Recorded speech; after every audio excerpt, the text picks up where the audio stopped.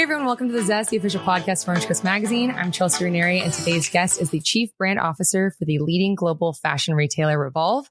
She is the driving force behind the brand's innovative marketing campaigns, including Revolve Around the World, Revolve Festival at Coachella, and more. Thank you so much for being here today, Raissa Gerona. Hi, thanks, Chelsea. I'm so excited to be here. Thank you for having me and thinking of me for the show. Of course. I actually, so I first heard your story on Drama's podcast, Short Story Long. Man, you really did your research. I did. Yeah. I heard it like years ago, and I've been following you ever since. I think that you're so inspiring, and I have so much admiration for all the work that you've done. So I've been really excited to get to talk with you. Oh my gosh, that really means so much to me. And I appreciate the pre-work that you've done for this interview. But yeah, I'm very excited to just jump into the questions, and please ask anything and everything. I would love to answer as many questions as you have. Oh, thank you. Well, speaking of, I would love to start at quite literally the very beginning. You were born in the Philippines and you moved to Silver Lake when you were 7. What was that experience like? It was overwhelming, to be honest. I was born in the Philippines, like you said, and my family and I moved here when I was 7. My dad was already living here for 2 years. So he was able to, kind of help set up as much as he can so that he was prepared before my mom and my sisters and I moved over. But I didn't know so many of the details going into the move, but I just remember coming to the US and just going to the supermarket for the first time and just feeling like a literal whole new world, from the scanners to just, of course, the people, etc. Those things are still with me till this day. And I always think about how, families and kids, etc., who move here, because it is it's such a big change in someone's lives, especially when you have a family, and you're trying to get settled in a new place and making sure everyone felt comfortable. So, thankfully my parents were just more dialed and just made sure that we were, again, safe, comfortable, and as acclimated to this new place as possible. Yeah. And where did you go to high school? So I went to a high school called Holy Family. It's a all-girls Catholic school. Oh, wow. In Glendale. So I was raised Catholic. And so my parents, sent me to that school. It's a tiny school. There were probably 35, 40 people in my graduating class. Wow. So we were all it felt like a sorority because we all knew each other. Everybody in the high school knew each other. But yeah, that's the high school I went to. Wow. What were you like as a teen? I was a nightmare. It's so funny. I was not the best kid in terms of listening to my parents, and I gave them a lot of problems. I was, just being a teenager, but I was always very good at trying to get good grades and being studious. Yeah. And so it's funny because it always works out to be, it all shook out to be the same, even though I was a nightmare as a kid. So at least you always got good grades and stayed in school and et cetera, et cetera. But I was a nightmare for sure. I was by far the hardest of my 3. I have 2 other sisters, but I was hands down the hardest of my sisters for sure. That's so funny. What did you want to do for your career when you were in high school? So I was very, I thought I was going to be a lawyer. I was, wow. Yeah, I was in speech and debate. I was very, active in, also the student body. I was class president and all these funny things, even though I was a nightmare.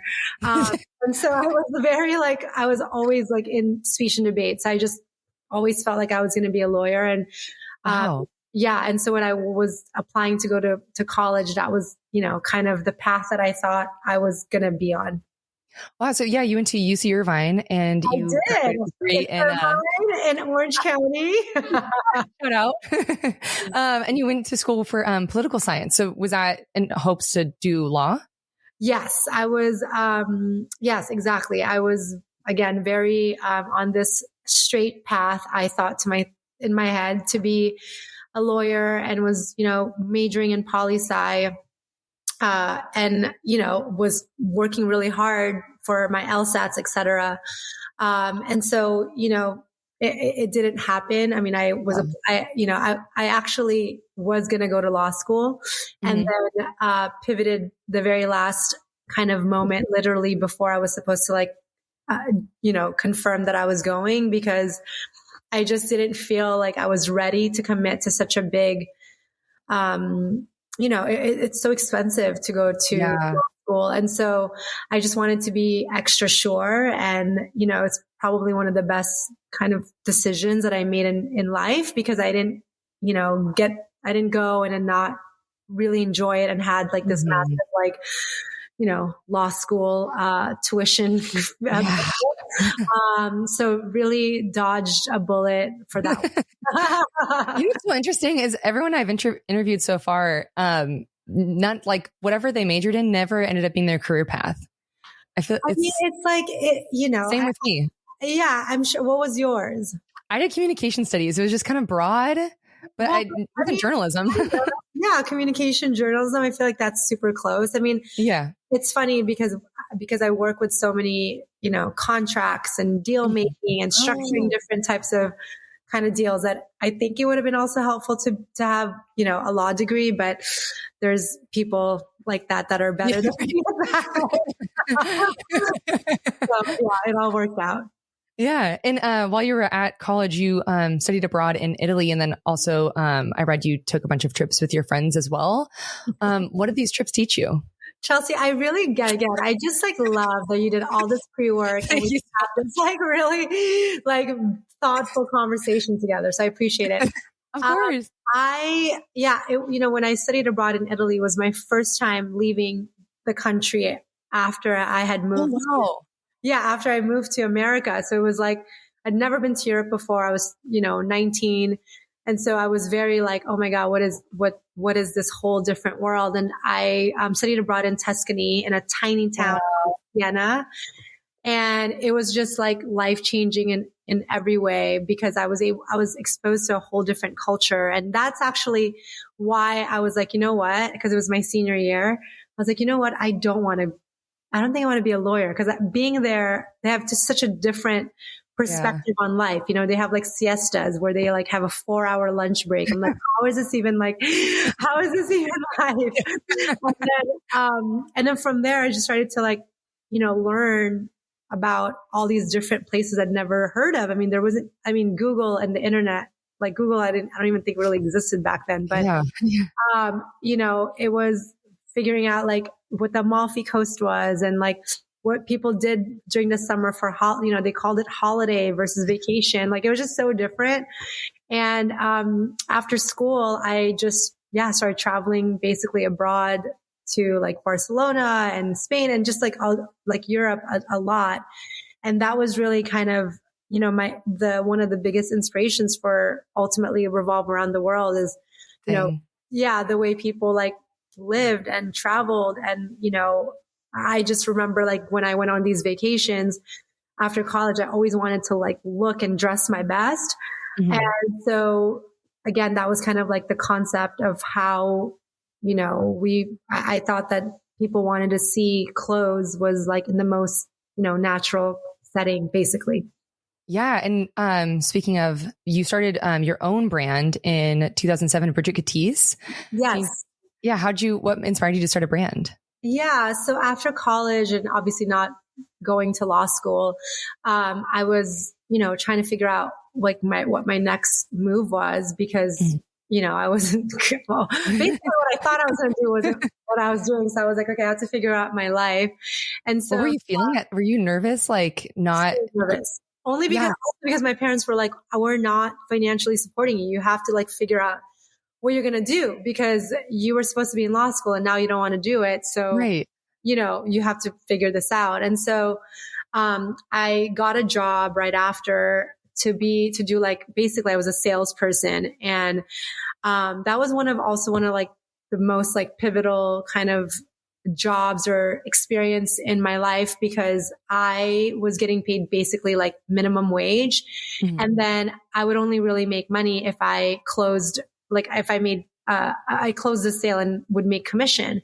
Oh, okay. And I think like fundamentally that's really kind of like what it is to be an entrepreneur in a more safe way, right? It's like you need to wake up and like cold call, also, rejection and picking up a phone call or knocking on someone's door and being able to introduce yourself, taking no for an answer, being able to then come back and like hopefully do 30 more calls and get a yes. Wow. Being able to present, all of these things. Like I look back now at that job doing sales and learning that if you make a sale, like you can get more money. And so, and that you really ran your own schedule. Like no one is going to like call you to be like, hey, why didn't you go to work today? It's like, if you didn't want to work, you're getting paid like whatever minimum wage was, like $9 or $10 or whatever it was at that time. And so that was, again, made such a big impact on me. Again, like looking back of like, wow, that job was so like, but as I got that job, because I had a lot of time, and again, I didn't really have to go into the office. I was always like very into like vintage and thrift store shopping, thrifting. And so I would basically in between like meetings and phone calls, I would just go to like random like thrift stores. And I started to accumulate so much stuff that I was like, you know what? I'm just going to start selling this stuff on eBay because there's just so much stuff. Yeah. And then next thing you know, I started to like rework some of the stuff that I would find, like dresses, and make them like shorter or cut off the sleeves or whatever. And, yeah. And then like would put it up on eBay. And then soon enough, like all that stuff started selling much more than like just like the vintage random things that I found. And so, yeah, in 2007, I decided to basically just start a brand. I don't even know why like that. It was maybe because of like eBay. And I was like, maybe I'll just like start selling stuff and I can start a brand and everything is made from like vintage and it's all one of a kind. And that's basically was the start of Bridget Catisse. I had it for, 2.5 years. And then, quickly realized that it was really hard to run a business. It's really hard to fundraise. I didn't know all the things again I knew now, which I feel like even now, like the young entrepreneurs are way smarter. Like they know how to fundraise, they know how to make these beautiful decks. Like they have like a plethora, it feels like, of resources. And yeah. I feel like mine was so limited. I didn't go to business school either. So I didn't even know like what, angel, like I didn't know any of this. I was just like, I'm just going to try to get money to like have a brand. And so anyway, I quickly ran out of money, sadly. But during that time, Revolve decided to carry the brand. And that's really how I was introduced to the company and kind of, the team, et cetera. Did you reach out to them or did they see your brand and reach out to you? I think they reached out to me, which was super cool. And again, this was like Instagram and Facebook and stuff like that. And so, the relationship was, very, organic. And I feel like Revolve in a way is still like that for so many different brands. And I know we were just saying that, you were interviewing somebody, who has a swim brand that's sold on Revolve, and 80% of the brands that we sell on Revolve, we classify as like emerging. So a lot of brands are, either startups or in like the very, very early stages of their the life of the brand. And so I love that till this day, years and years and years later, since I've had Bridget Catisse, that it's still a platform where we can support young, up and coming, emerging designers and brands who are just hardworking and talented and offering something special and new to the consumer. Wow. 80%. I had no idea. That's a lot. Yeah. It's incredible. I mean, of course we sell the very big brands like, the Nikes and Levi's of the world, but yeah, majority of them are these smaller brands that you really can't find anywhere else. Wow. And were you familiar with the brand with Revolve before they reached out? No, I wasn't. I mean, because at that point, I think they had only been around for like 5-6 years. And yeah, because Revolve started in 2003. maybe 4 years. And I started working with them in 2007, 2008. Okay. And, during this time, there wasn't that many people shopping online just yet. I mean, now it's like we laugh because it's like such a big part of like our lives. But yeah, it wasn't, it was still like this new concept of shopping online, especially for clothes, like how do you try on clothes online? Can you return it? Like there's so many different, questions that was being asked. Is this going to be a viable business, et cetera? So yeah, so it's again, it's so funny to think about it now. But they were one of my biggest customers at that time. And so it was just, so serendipitous that that's how we met. And then, you started Lovers and Friends with them? Yes. And so when I had to close Bridget Catisse because I ran out of funding, Michael Mente, who's one of the founders and owners of Revolve, at that point we had met, a couple of times, and he reached out and was just like, hey, it's unfortunate that you have to close your brand. But, I would love to try to basically do a new brand with you. I'll basically help fund it, but you have to run and kind of do everything because I'm obviously running Revolve. Right. And so it was like a no-brainer, of course. And so that's how Lovers and Friends basically was born. We started it like at the end of 2009 and eventually we launched it in 2010. And was that the start of Alliance Apparel, or did it like? Okay. Well, it evolved because we saw such great success with Lovers and Friends that we were like, we should start other brands. And so we did. We launched another brand called Tularosa, another brand called NBD. At that point, that's when we formed Alliance Apparel. And there's 4 of us total, Michael being one of them, like helping to run it and design, et cetera. And then in 2014, Revolve officially acquired Alliance Apparel. Oh, okay. And then it basically became kind of like the private label or own brand division of Revolve. And so we now have like 25 brands under that umbrella. All those 3 brands still exist. Lovers and Friends, I think, is still one of like the top 5 selling brands on Revolve, which is always so cool to me. Yeah. But we have, Girlfriend Denim. We have a lot of brands like House of Harlow with Nicole Richie. We have one with Elsa Haas called Helsa. So it's now become this, kind of massive, again, 25 brands under the umbrella. So it's really cool to see that evolve as well. So in the beginning, were you designing all of these brands, like the 4 that you mentioned?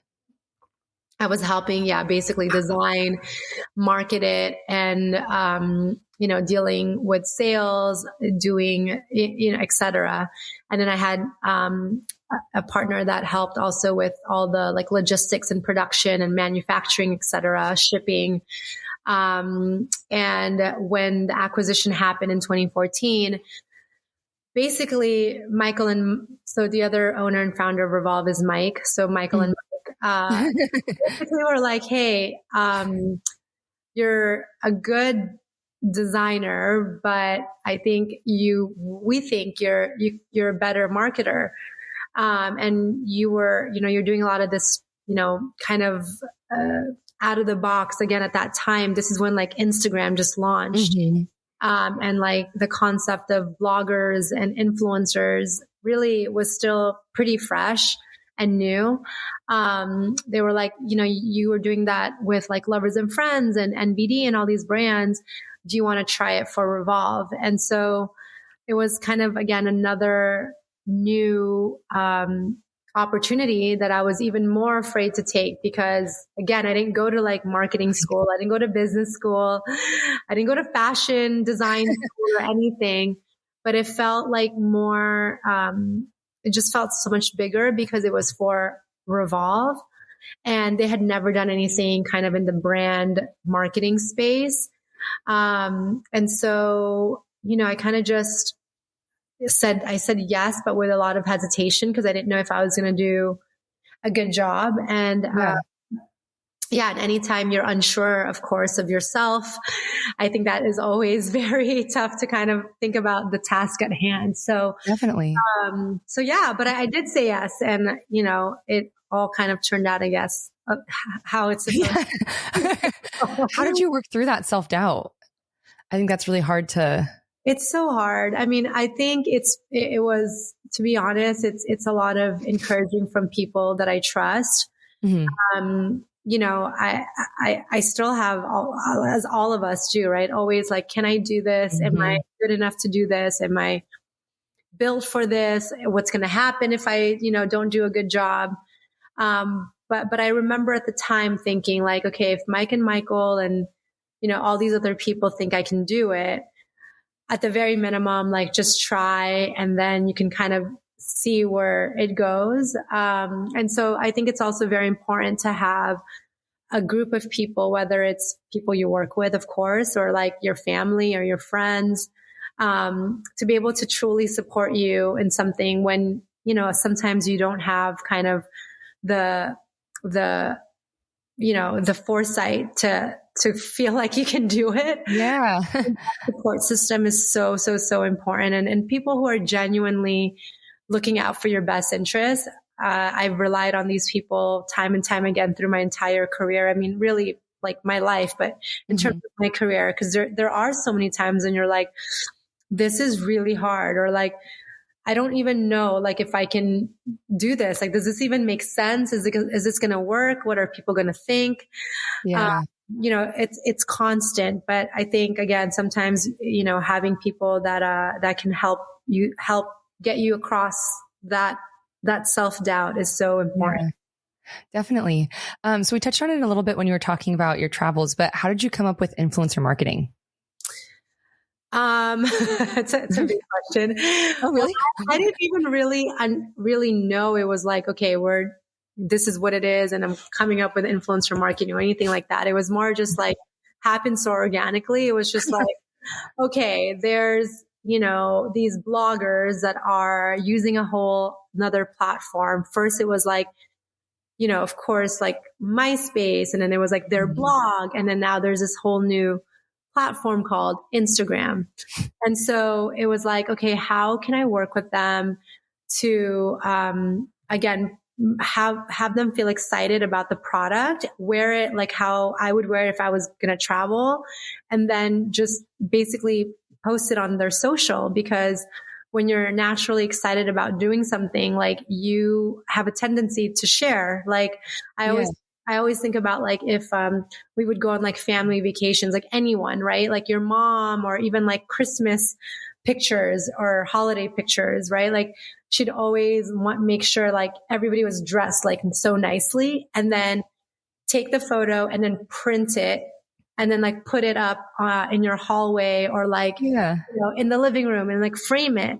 And so I kind of just thought about like that sequence of like, of events where it was like, you want to dress nicely, you're having fun, you want to tell people you're having fun, and you basically do it through photos, And so, I pitched the concept to Mike and Michael, like I would say like 2012, 2013. And I've been talking about it forever. Like, I think that we should be traveling, and like people are just going to like post about it or whatever. And finally they were so tired of hearing it that they were just like, just do it already. Like, there's like the tiniest budget ever, and like try it out. And so the first trip we ever took, I just took like 2 influencers with me. I mean, we didn't even call them influencers back then. We were just like calling them like fashion bloggers. And we went to Sedona, Arizona for the weekend. Oh, yeah, it was so crazy. And then it just like, it was instantaneous in terms of like, oh, people are now, we got more followers like on Instagram, oh my gosh, like we sold out of this dress. Like it was, yeah. And so we're like, we should just do this a little bit more. And then it kind of just, freaking went crazy from there. But like, it was more just like, I didn't really know what was going to happen. It was more just like, this makes sense to me. Like, again, you want to travel, you want to like live your life. Like that's like the energy that the brand should be giving and inspiring to people who shop on Revolve. And I think like that still holds very true today. Like when you think, I hope, like when you think about Revolve, you think about like, okay, I want to get like something cute for X because it's my friend's. Yeah. I'm going on vacation. I'm going to my friend's wedding. I'm going to a bachelorette party. I'm going on a date. I'm going on a girls' night. Like all of those things are positive experiences where you want to live your best life and look your best. And that was always kind of the inspiration for everything that we wanted to do, because no matter if you're traveling or not, no matter if it's on Instagram or it changes, because it will. Now we have TikTok and now it's going to be something else in 2-3 years.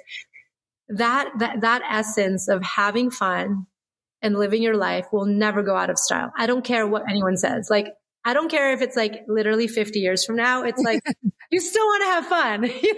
Right. You can't hate on fun. Like you have to just like, and like being your best self, Yeah. And so that was always what I hoped for the brand. And so when I look back now, like even when I speak to you or, when I think through it, it's like, it makes me so happy because I think that that's what people think about Revolve. And like, that is exactly what it should be. I hope you think about Revolve that way too.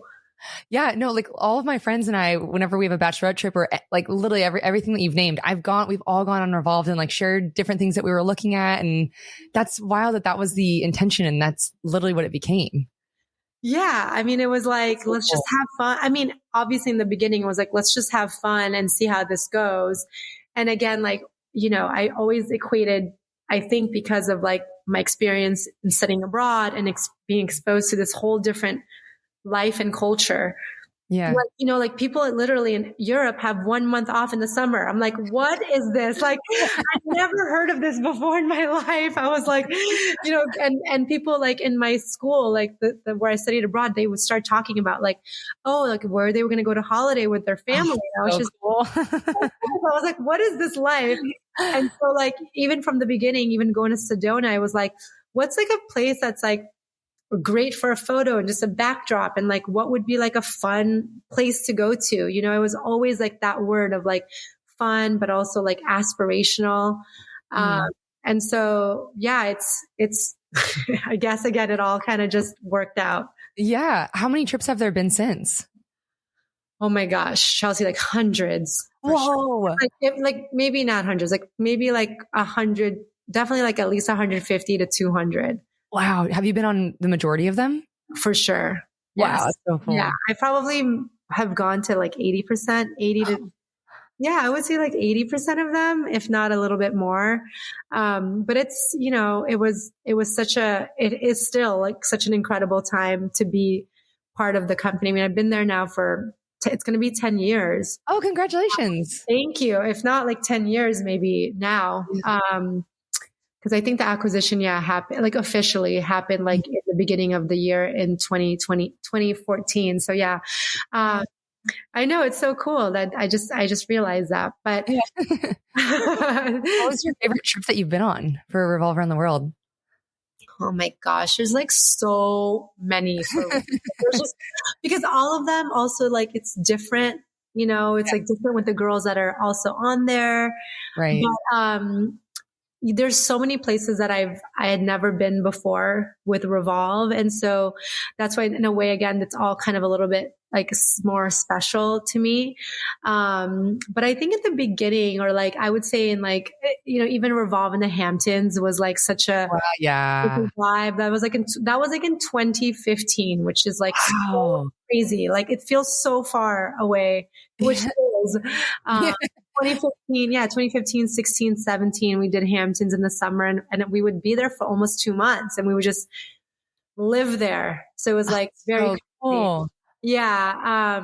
But it's been such an incredible adventure. And to be able to like really, again, do this for work, it's unreal. It's unreal. I'm like, I don't even know. Sometimes I'm like, I can't believe I get paid to do this. Like, this is crazy. I mean, obviously traveling is just like a tiny part of what I do for work, but right. I'm still very like, this is like, I had never dreamt this or thought about this in high school or college or anything. And so everything feels still very like, special to me. Oh, I love that. You've designed so many other creative marketing campaigns. There's been Revolve Festival at Coachella, Revolve Gallery, and then there's also a runway show at New York Fashion Week. Right. How do you come up with these ideas? And can you kind of just touch a little bit on what these are? Yeah. And I mean, I guess it's, similar to what we were saying for Revolve around the world. It's always trying to think about the customer first and what will inspire the customer? What will she find, exciting and cool and something that, she would want to do with her friends. Right. So I think that's always like the one. And then two is, trying to figure out, of course, like product, like how do we integrate? Because at the end of the day, like, again, all these are really great, but we have to like be able to sell product ultimately. Right. Yeah.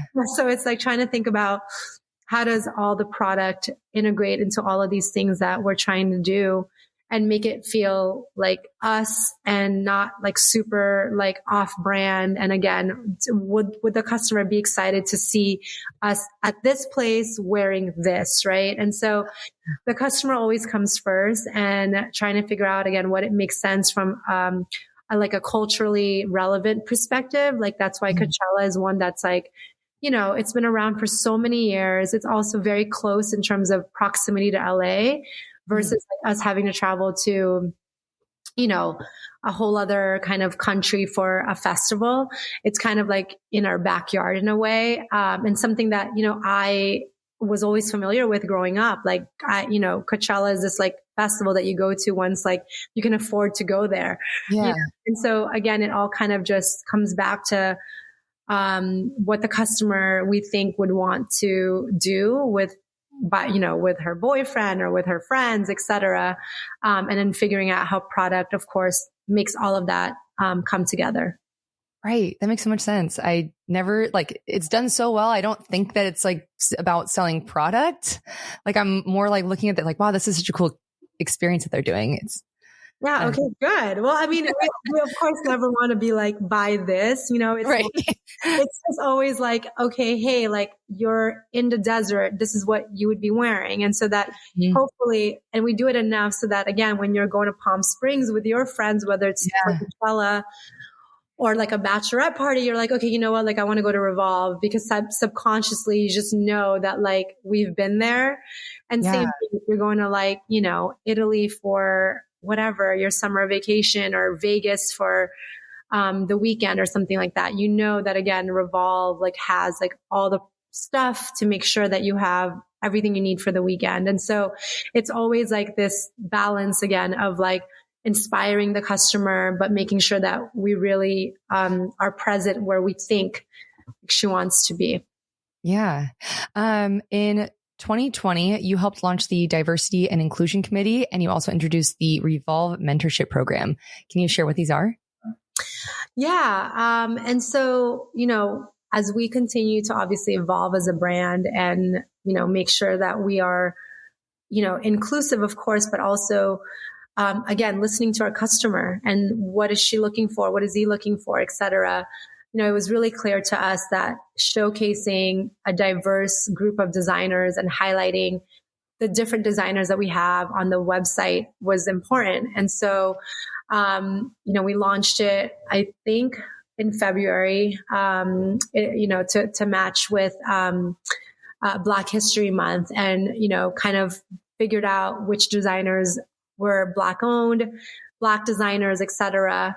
And then with that, obviously, again, making sure that it was prominent on the site. It still is. Of course, you can search the website that way, but simultaneously providing a program so that we can, help not just like Black owned and Black designers, but really our, designers of color to, whether it's questions around production, around finance or marketing or what's the best way to, raise money, et cetera. I mean, there's just a plethora of kind of questions. And as a designer myself who, didn't really have any of the background to make it happen. And obviously I failed at it in the sense that like, I didn't know how to raise money. I didn't know how to like make my production cheaper, et cetera.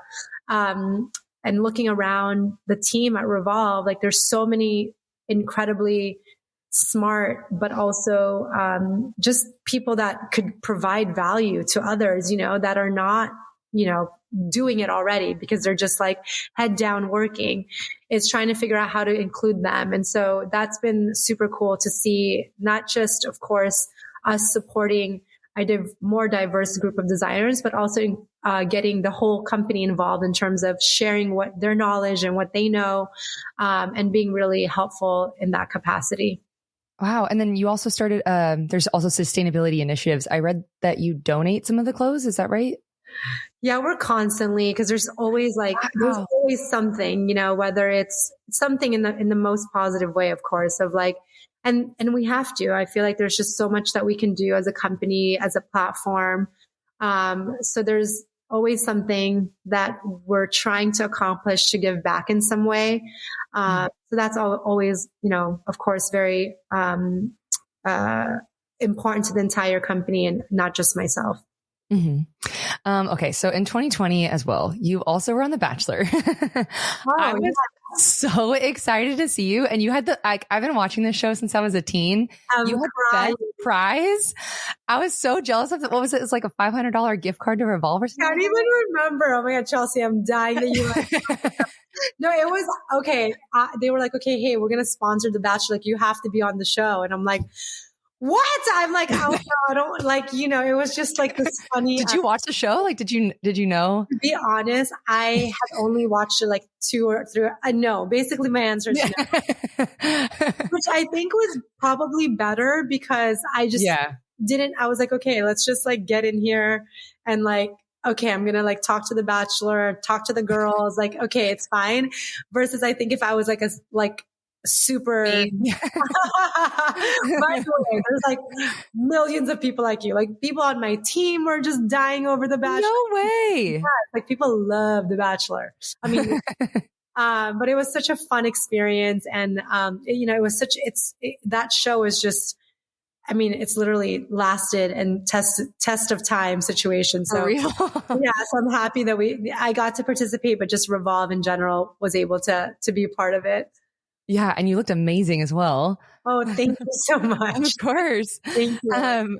So what can listeners expect next from Revolve? I think what we can, what everyone can expect is, just trying to, make sure that the brand is always kind of ahead of what, whether it's, of course, a new brand, places a customer wants to go to, different, festivals, locations, et cetera. And also offering her, and letting her know that there's, a place like Revolve, not just for all the things that we talked about, like, parties and going out and bachelorette parties and vacations, but different categories. Like beauty is one that's growing for us so much. Wow. And also just like other, workout wear, things to wear into the office. Of course, swim is like a big category. And also men's, like we're going, investing a lot of time and energy in both like beauty and men's.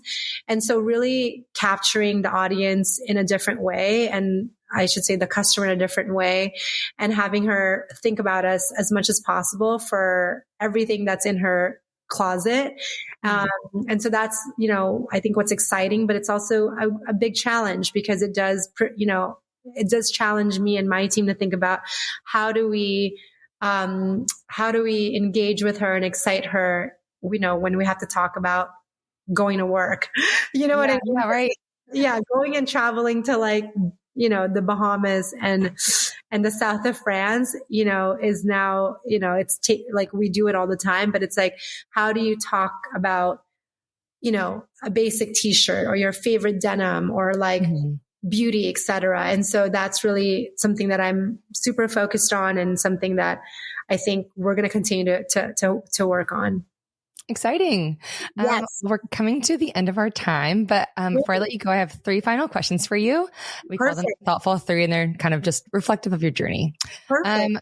So what moments in your career have had the most significant impact on who you are today? I would say one of them would be, there's a few, but one of them would be going out of business from Bridget Catisse. Oh, wow. It allowed me to enter into a whole new partnership. And, then that evolved to like me being part of Revolve. It also taught me so much about, how to run a business and how it is to be a designer. And I think all of those things, again, full circle, even being on the marketing side, we deal with so many different designers and brands. So really understanding what they're going through. I would say another one is helping, or going public. Going on the road with our CEOs and our CFO and really, pitching. And it was so hard to do. And I know we talked about this a little bit during this interview, but like I had so much self-doubt because I just was like, okay, I didn't go to like Harvard Business School. Literally, like I'm not Al. Like I didn't. Like, oh no. And I just was like feeling so intimidated to be in front of these like investors and finance guys, that I just was like so worried. But ultimately, through that journey, I realized that like there's some things that really only I'm good at, and I need to like understand that and feel proud of that versus focusing on all these things that I'm not good at, and vice versa. Like these guys and these investors don't understand what I do, and it's my job to really explain it to them instead of feeling really intimidated. I think a lot of times as, again, women, as, people who didn't go to business school, et cetera, we underestimate kind of, what we know and our value. So that was like a massive lesson for me, is that, you're good at what you do and you don't have to focus on all the things that, you don't do well. So true. Thank you for sharing that. So then also, what characteristics do you feel helped you succeed? I think, again, full circle, I think being an immigrant and having the mentality of like, this is such an opportunistic place. The Philippines, it's like you have very limited opportunities and even resources. And, my family, we don't come from a lot of money, et cetera. And so, obviously that's why we moved to America. But I think just having that mentality of like, you can do so much, if not anything you want in this country, has played such a massive role in my career, because it allows me to not only roll up my sleeves to do the job and work really hard, but it also broadens kind of my perspective of like, you could literally be anything. Like there's nowhere else in this entire world where you could do anything. You can start a business on your own. You could, of course, there's a lot of like still barriers, but generally, you can kind of like, if you work really hard, of course, and like a lot of, and with luck, et cetera, you can really make something of yourself. And so that's always been, I think one of the best things about moving here and just having that mentality has been super, super, impactful. Yeah. And then finally, what is the best advice that you've received in your career that you still follow today? Okay. So one of the best advice that I've ever received, I mean, I've received so many, but I would say one of the best ones that I still think about and follow is that you don't have to be good at everything. And you don't have to know everything. I think when I was younger, I felt like, again, I had to know everything to be smart. I had to know everything to feel like I was valuable. But it's the complete opposite now. Like now, the less I know, it's the more opportunities for me to learn. And so that's been really powerful because I'm able to ask questions. I don't really have an ego about like, if I don't understand something, I'm like, I want to ask so I can like learn. versus before. Again, I was so self-conscious that if I asked something, it would look like I wasn't smart or I didn't know something.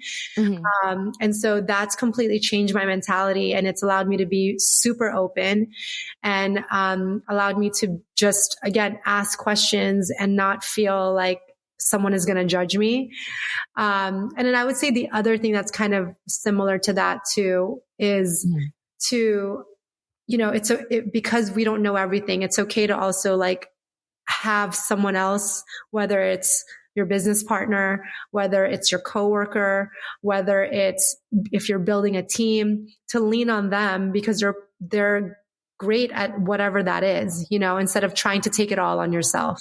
Well, yeah, perfect. Well, thank you so much for being here today, Raissa. I really appreciate you taking the time to do this. Oh my gosh, I'm so grateful. That was so much fun. And again, thank you so much for being so prepared. Such great questions. And I'm so happy that you and your friends, shop at Revolve and associate us with all the fun things that you want to do with your life. Yeah, thank you for providing it.